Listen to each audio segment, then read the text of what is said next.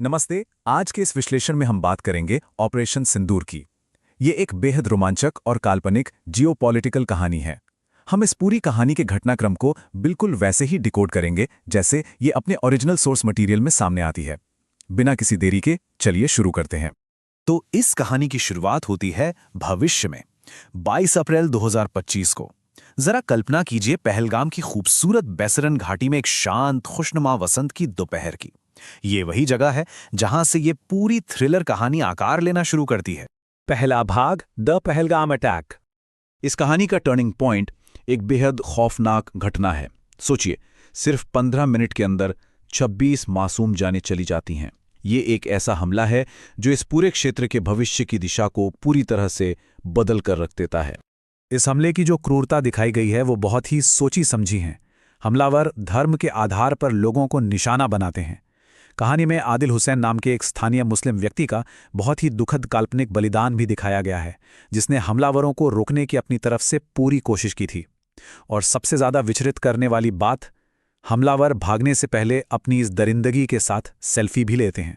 दूसरा भाग, the 1999 Kandahar connection.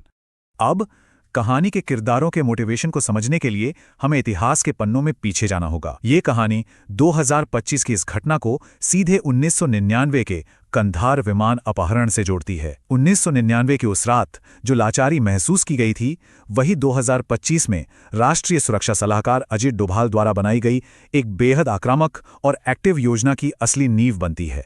तीसरा भाग, कूटनीतिक और सैन्य तैयारी।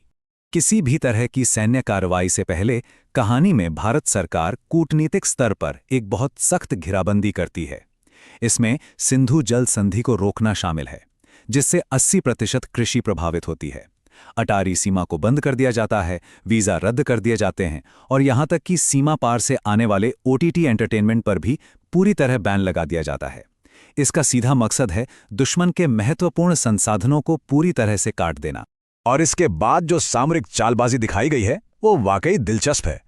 पहले कदम के रूप में 244 उत्तरी शहरों में बड़े पैमाने पर मिलिट्री मॉक ड्रिल की घोषणा होती है।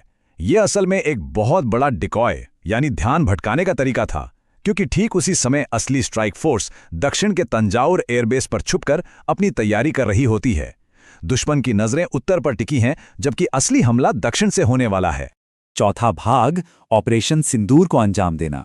फिर आता है 7 मई का वो दिन, या यूं कहें कि वो रात। अंधेरे की आड़ में घटनाक्रम बहुत ही तेजी से आगे बढ़ता है। रात 8:05 पर दिल्ली का वॉर रूम एक्टिवेट होता है। इसके बाद मुजफ्फराबाद और पीओ के कैंपों पर शुरुआती हमले होते हैं और देखते ही देखते ये स्ट्राइक इंटरनेशनल बॉर्डर पार करके सियालकोट, मुरीदके और बहावलपुर के भीतर तक पहुंच जाती है। अब यहां एक बात गौर करने वाली है। इस कहानी में जो लक्ष्य चुने गए हैं वो बिल्कुल भी रैंडम नहीं है। मुजफ्फराबाद, मुरीदके और बहावलपुर, इन जगहों को इसलिए चुना गया है क्योंकि इनका सीधा कनेक्शन 26/11 और 2001 के संसद हमले जैसी बड़ी ऐतिहासिक आतंकवादी घटनाओं से रहा है। कहानी के अनुसार ये दशकों पुराने घावों का हिसाब बराबर करने का एक तरीका है। और सबसे हैरान करने वाला आंकड़ा है 25 मिनट। जी हां, नैरेटिव के मुताबिक 9 अलग अलग आतंकी कैंपों में फैले इस इतने बड़े और जटिल ऑपरेशन को बिना किसी रहम के महज 25 मिनट के अंदर सफलतापूर्वक अंजाम दे दिया जाता है। पांचवा भाग, एस्केलेशन और सीज फायर। जाहिर है इन हमलों के बाद तनाव अपने चरम पर पहुंच जाता है। एक तरफ से ड्रोन और फाइटर जेट्स की तैनाती होती है, तो जवाब में भारत की तरफ से S-400 मिसाइल डिफेंस सिस्टम का काल्पनिक उपयोग करके 5 जेट्स को मार गिराया जाता है और 11 एयरबेस पर जवाबी कार्रवाई की जाती है। ये सब कुछ इतनी भयानक तेजी से होता है कि आखिरकार 10 मई को एक हॉटलाइन कॉल के जरिए अचानक सीज फायर यानी युद्ध विराम की घोषणा करनी पड़ती है। छठा भाग, द आइडियोलॉजिकल आफ्टरमैथ यानी वैचारिक परिणाम। मिलिट्री टैक्टिक्स से हटकर अगर बात करें तो इस कहानी का अंत एक बहुत ही गहरा मनोवैज्ञानिक संदेश देता है।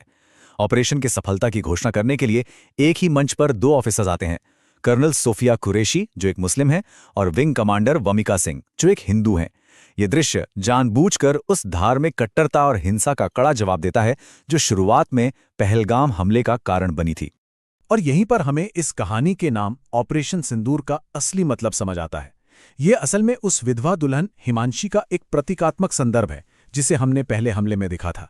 इस सैन्य कार्रवाई को बहावलपुर की राख में उसके नुकसान के सीधे प्रतिशोध के रूप में दिखाया गया है। सिंदूर, जो सुहाग का प्रतीक है, उसके उजड़ने का जवाब इस पूरे काल्पनिक ऑपरेशन के जरिए दिया गया है। तो जैसे ये काल्पनिक टाइमलाइन अपने अंत पर पहुंचती है, ये एक बहुत ही चुभता हुआ सवाल पीछे छोड़ जाती है।